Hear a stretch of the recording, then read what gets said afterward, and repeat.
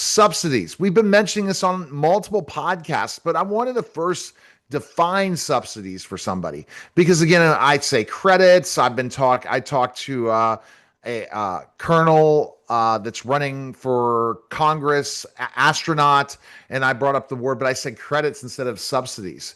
So it doesn't really come off the tongue well. But define subsidies.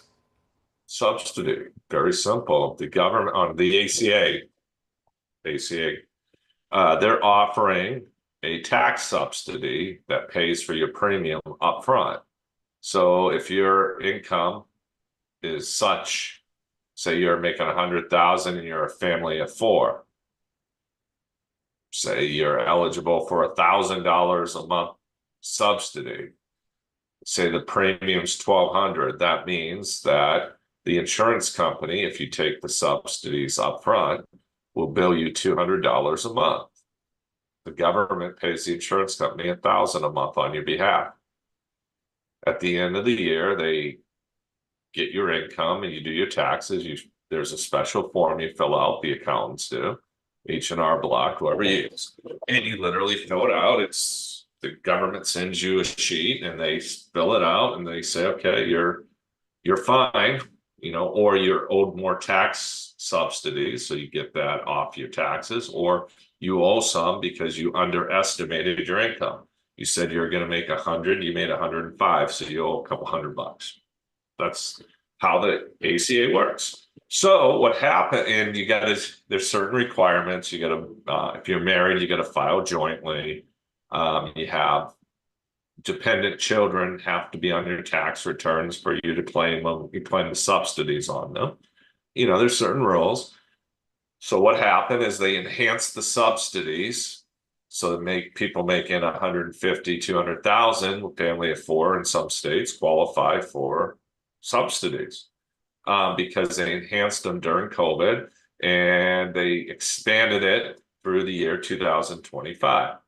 So what happened is now is it sunsets in 2025. So you have all these people who have went from paying, $2,000 a month down to maybe 400 or 500. And if they don't fix it where they're going to expand it permanently, what will happen is these people will start getting billed $2,000 a month again.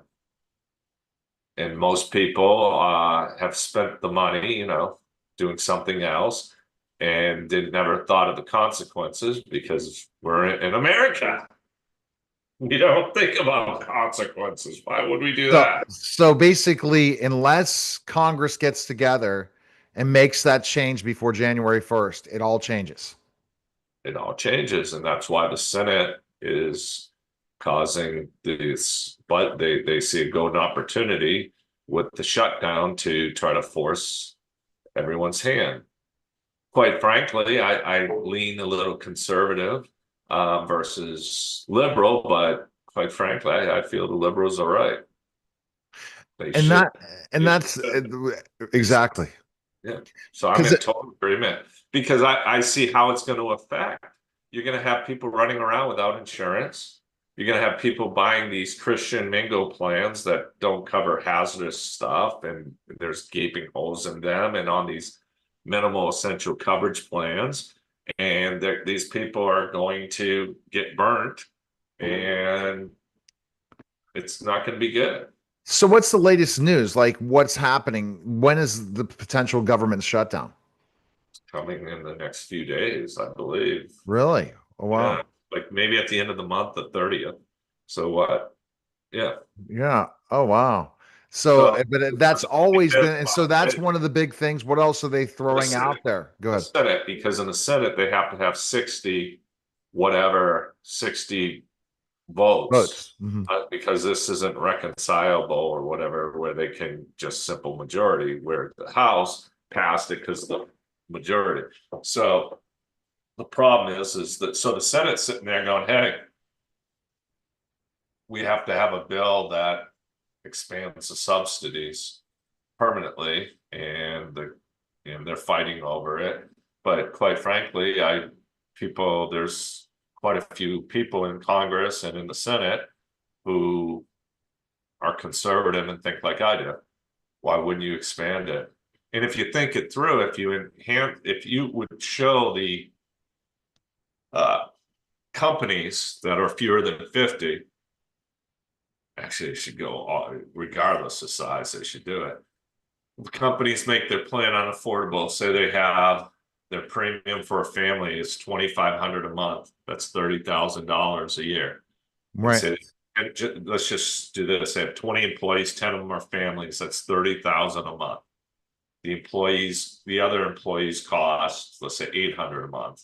So that's 8,000 plus 30, right? Or 10 times 2,500 is 25,000 plus whatever. Say it's 35,000. That $35,000 is tax free. The employees don't pay any on their portion. They use what's called a Section 125 premium only plan, and the employer's contribution is a tax write-off. So it's a 100% write-off. Uncle Sam doesn't get anything. Right. So now you listen to Quigley and you allow people to go on and get subsidies by making your plan unaffordable, and say you have 10 people who do it. Now all of a sudden your premium goes down to, let's say, 15,000 a month. Yeah. That 20,000 a month now is taxable income. So there you go. So go to ClaimLinx.com, run there, and we'll find out about the government shutdown that's coming to a theater near you.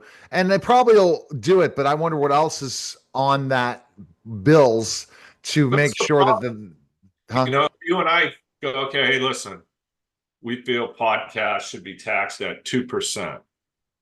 Okay. Well, why is marijuana in Maine's legal fund getting funded by Congress just to get that extra congressperson to vote for this? Yeah. See, that's the garbage that goes on there in Washington. That's going to happen. The pork bills and everything. We had Sarah on the show. Yeah. You vote for people who are different. Exactly. People, I mean, you guys, everyone has a vote, and and it's just like your health insurance. You work for a company, don't let the office manager or HR director make the decisions. You're an employee. You're more valuable than an HR person. All right. So the best place to go is ClaimLinx.com. Schedule a call with Tom today. And Tom likes the controversy. So definitely follow, like, share, subscribe to the podcast. Appreciate it, Tom. Thank you. All right. That was a special simulcast of the Neil Haley Show on the Cutting